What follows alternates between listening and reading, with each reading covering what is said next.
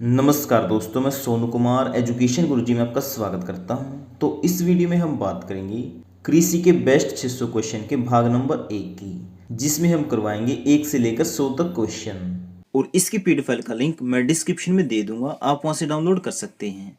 और जो ये वीडियो है ना, ये स्पेशल किसके लिए है? Haryana police constable male and female और Haryana police SI male and female.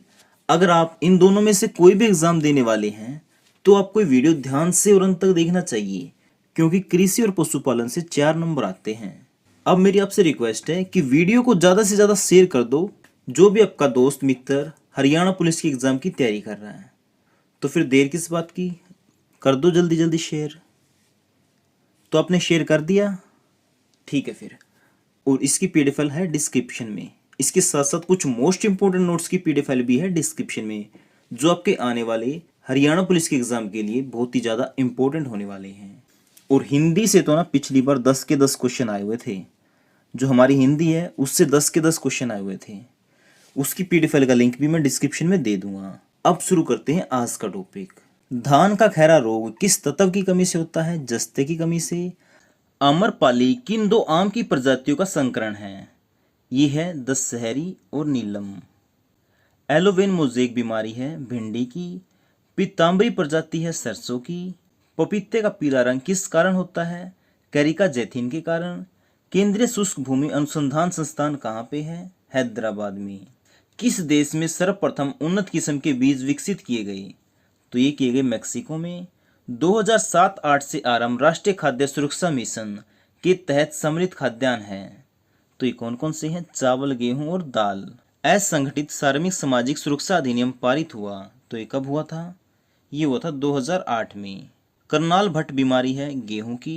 कंचन किस्म है आंवला की। राष्ट्रीय जैविक खेती केंद्र स्थित है गाजियाबाद में। National bureau of plant genetic resources स्थित है, ये है नई दिल्ली में। जैव उर्वरक होते हैं साइनोबैक्टीरिया। आलू की सबसे अच्छी किस्म कुफरी चिप्सोना 2। किसान बही योजना प्रारंभ हुई 1992 में। निवाह मूलक कृषि के अंतर्गत शामिल है चावल और मोटा अनाज। भारत में सर्वाधिक लौंग की खेती होती है केरल में। विश्व में सर्वाधिक सघन खेती की जाती है इंडोनेशिया में। 200 सेंटीमीटर वर्षा तथा ढलान पहाड़ी क्षेत्र किस फसल के लिए सर्वाधिक उपयुक्त हैं? तो ये किसके लिए है? चाय। भारत में सिंचित क्षेत्र के अंतर्गत शामिल फसलें कौन सी हैं? गन्ना, गेहूं, जौ। भारत में सिंचाई के साधन क्या हैं? नलकूप है, नहरें हैं और कुएं। राष्ट्रीय जैव उर्वरक विकास केंद्र स्थित है गाजियाबाद में। सर्वाधिक बड़े और छोटे जोत भारत के किन राज्यों में हैं? ये है राजस्थान और केरल में। भूमि सुधार अधिनियम 2008 के तहत किसी कंपनी को उद्योग लगाने के लिए अधिकतम भूमि सौंपी जा सकती है? तो ये सौंपी जा सकती है 15 एकड़। भारत में किन स्थानों पर सर्वाधिक तथा सबसे कम वर्षा होती है? तो ये होती माउसिन राव और लेह में। To a hunger free world किसकी रचना है? MS स्वामीनाथन की। हरित क्रांति का सर्वाधिक प्रभाव किस फसल पे हुआ? गेहूं की पे। विवेकानंद पर्वतीय कृषि अनुसंधान संस्थान स्थित है अल्मोड़ा में, जो कि है उत्तराखंड में। वर्ष में 2 बार फल देने वाली आम की प्रजाति नीलम। आलू के भंडार के समय होने वाले ब्लैक हट रोग का कारण है ऑक्सीजन की कमी।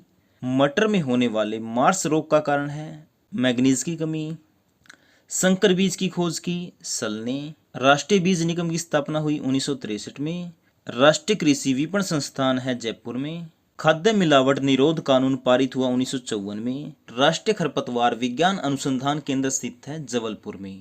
अंतरजातीय संचार के लिए कीटों द्वारा प्रयुक्त हार्मोन है फिरोमोन्स। राष्ट्रीय कीट समेकित प्रबंधन अनुसंधान केंद्र स्थित है नई दिल्ली में। नेशनल एग्रीकल्चर इनोवेशन प्रोजेक्ट का प्रारंभ हुआ 2006 में। रसोई उद्यान के लिए सर्वाधिक उपयुक्त आम की प्रजाति है आम्रपाली। शीत गृह में फल और सब्जियां रखने का उपयुक्त तापमान है 3.9 डिग्री से 7.2 डिग्री तक। बीज में जनन क्षमता जानने के लिए कौन सा परीक्षण किया जाता है? ब्रोमाइन परीक्षण। चावल की खेती के लिए आदर्श जलवायु है 25 डिग्री से अधिक तापमान। असिंचित क्षेत्र के लिए गेहूं की सबसे अच्छी प्रजाति कौन सी है? मोकोरानी। खाद्य पदार्थों के पास्चुराइजेशन के लिए आवश्यक तापमान है 61 डिग्री सेल्सियस। पौधे में एक जेमिथा रोग किस तत्व की कमी से होता है? तांबे की कमी से। गोदामों में बीज रखने से पूर्व अधिकतम कितने तापमान तक सुखाया जाता है? ये सुखाया जाता है 43 डिग्री सेल्सियस। भारत में एगमार्क एक्ट कब लागू हुआ? 1937 में। कृषि वस्तु की मांग होती है लोचहीन। खदानों का न्यूनतम समर्थन मूल्य जारी करता है कृषि लागत एवं मूल्य आयोग। भूदान आंदोलन के प्रणेता थे विनोबा भावे। राष्ट्रीय बीज अनुसंधान एवं प्रशिक्षण केंद्र कहाँ पे है? वाराणसी में। एगमार्क का केंद्रीय कार्यालय स्थित है नागपुर में। स्टॉक फार्मिंग संबंधित है पशु प्रजनन से। केंद्रीय बागवानी संस्थान स्थित है नागालैंड में। भारत में औसतन कृषि जोत का आकार है 1.15 हेक्टेयर। भारत के सकल घरेलू उत्पाद यानी जीडीपी में कृषि का योगदान 17.5%। अगर फ्रेंड आगे कोई क्वेश्चन चेंज होता है तो मैं कमेंट में बता दूंगा कि उसका आंसर अब क्या हो गया है। इसलिए अगर आप इस वीडियो को आज देख रहे हैं तो भी अपडेटेड है, अगर आगे आने वाले समय में देखेंगे तो भी ये अपडेटेड ही रहेगी, क्योंकि अगर कोई भी क्वेश्चन चेंज होता है तो उसको मैं कमेंट में बता दूंगा, इसलिए आप कमेंट जरूर देख लेना। भारत में कुल रोजगार में कृषि का योगदान 48.9%। राष्ट्रीय किसान दिवस मनाया जाता है 23 दिसंबर को। कृषि वर्ष की अवधि है जुलाई से जून। भारतीय हरित क्रांति का जन्मदाता कहा जाता है डॉक्टर एम.एस. स्वामीनाथन को। विश्व में सर्वाधिक हेक्टेयर खाद्यान्न उत्पादक है बेल्जियम में। विश्व खाद्य दिवस कब मनाया जाता है? 16 अक्टूबर को। मृदा के बिना जल माध्यम में कृषि कहलाती है हाइड्रोपोनिक्स। हिप्टोसोल क्या है? पीट तथा दलदली मिट्टी। अम्लीय तथा अक्षारीय मिट्टी के सुधार हेतु प्रयुक्त होता है चूना तथा जिप्सम। किसान की मौत कहलाती है मृदा अपरदन। भारत में क्षेत्रफल के आधार पर सर्वाधिक मृदा पाई जाती है, ये पाई जाती है जलोढ़। 1 हेक्टेयर कितने एकड़ के बराबर होता है? 2.47 एकड़। दलहनी फसलों के लिए आवश्यक तत्व है कोबाल्ट। कौन सा दलहनी फसल वायुमंडल में नाइट्रोजन का स्थिरीकरण नहीं करता? तो यह है राजमा। भारत में पर्यावरण संरक्षण अधिनियम कब लागू हुआ? 1986 में। विश्व पर्यावरण दिवस मनाया जाता है 5 जून को। भारत में सर्वप्रथम जैव विविधता अधिनियम पारित हुआ था 2002 में। और जैव विविधता शब्द का प्रयोग सबसे पहले सर्वप्रथम कब और किसने प्रयोग किया था? वाल्टर जी रोसन ने। कब? 1986 में। राष्ट्रीय जैव विविधता प्राधिकरण का मुख्यालय भारत में कहाँ पे स्थित है? चेन्नई में। रेड डाटा बुक क्या है? विलुप्त होने की कगार पर खड़ी संकटग्रस्त पौधों और पशुओं की सूची। रेड डाटा बुक किस अंतर्राष्ट्रीय संगठन के द्वारा निकाली जाती है? ये निकाली जाती है IUCN यानी international union of conservation of nature. और इसका मुख्यालय कहाँ पे है? स्विट्जरलैंड में। रेड डाटा बुक को पहली बार कब प्रदर्शित किया गया था? 1966 में। और ये संकटग्रस्त जीवों की प्रजाति को पिंक कलर में दर्शाती है। संयुक्त राष्ट्र द्वारा कौन से दशक में जैव विविधता दशक घोषित किया गया? तो ये किया गया था 2011 से 2020। रामसर संधि किससे संबंधित है? आर्द्रभूमियों संरक्षण व संवर्धन से संबंधित है। विश्व आर्द्र दिवस कब मनाया जाता है? 2 फरवरी को। विश्व जल दिवस मनाया जाता है 22 मार्च को। और विश्व पृथ्वी दिवस 22 अप्रैल को। और विश्व जैव विविधता संरक्षण दिवस 22 मई को। बात करें पर्यावरण दिवस की, ये मनाया जाता है 5 जून को। देखो, पर्यावरण दिवस मनाया जाता है 5 जून को, लेकिन विश्व पर्यावरण संरक्षण दिवस मनाया जाता है 26 नवंबर को। ओजोन दिवस 16 सितंबर को। और ये क्वेश्चन तो एग्जाम में कई बार आ चुका है, इसको ध्यान रखना। विश्व प्रवासी पक्षी दिवस कब मनाया जाता है? 8 मई को। भारत में कितने प्रतिशत जैव विविधता है? ये है 7 से 8%। राष्ट्रीय प्रवाल भित्ति अनुसंधान केंद्र कहाँ स्थित है? पोर्ट ब्लेयर में।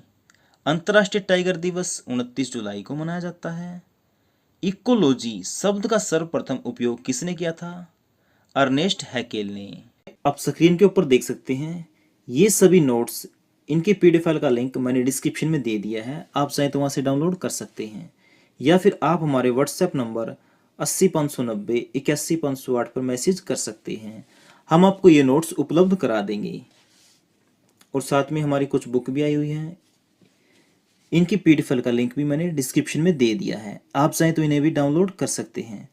तो फ्रेंड, इस वीडियो में इतना ही। उम्मीद करता हूँ आपको वीडियो पसंद आया होगा। अगर वीडियो पसंद आया तो शेयर जरूर करें और अगर आपने अभी तक भी हमारे चैनल को सब्सक्राइब नहीं किया है तो प्लीज़ कर लो यार, क्योंकि इस तरह की वीडियो हम डेली लेके आते रहते हैं।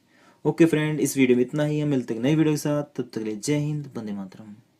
और अगर आप हरियाणा पुलिस के एग्ज़ाम की तैयारी कर रहे हैं तो हमने एक ई बुक बनाई है हरियाणा करंट अफेयर की, जिसमें पिछले 20 महीने का हरियाणा करंट अफेयर है, डिटेल में भी है, ऑप्शन टाइप भी है और वन लाइनर भी है। ठीक है, पहले आपको कौन सा पढ़ना है, डिटेल में, फिर ऑप्शन टाइप यानी उसका रिवीजन हो जाएगा, और फिर एग्जाम से पहले वन लाइनर, जिससे आप कम समय में इस पूरे करंट अफेयर का रिवीजन भी कर पाओगे। फ्रेंड, अगर आप इस ई बुक को चाहते हैं तो इसका लिंक मैंने डिस्क्रिप्शन में दे दिया है, आप चाहे तो वहाँ से डाउनलोड कर सकते हैं। ओके फ्रेंड, अब मिलते हैं नए वीडियो के साथ, तब तक के लिए जय हिंद, वंदे मातरम।